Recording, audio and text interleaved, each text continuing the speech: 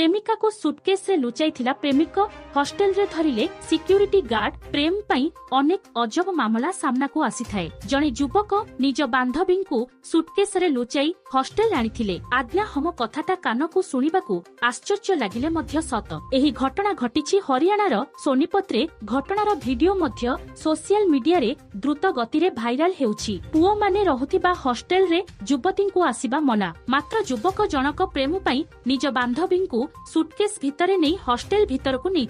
मात्र धरा पड़िबा परे घटना सामना को आसीथिला। मिलिथिबा सूचना अनुଯାयी युवक जनक बांधवी को सुटकेस भितरे लुचाई नेबा बेले युवतीଙ୍କ पाटी सुना जाइथिला। सेही समय रे सिक्यूरिटी गार्ड को संदेह हेबारु से तुरंत सुटकेसर जांच करथिले। एहा परे सबु किछि सामना को आसीथिला। सुटकेस खोलिबा मात्रे सेथिरे जिनिस बदଳରେ थिले युवती। एहा देखि सेठारे समस्ते काबा होई जाइथिले। युवती को तुरंत सुटकेस रु बाहर करा जाइथिला। भिडियो रे देखा जाउछि किछि महिला सिक्यूरिटी गार्ड ही सुटकेस को खोलुछंती। भिडियो देखि लोके निजर भिन्न भिन्न मत देइछंती।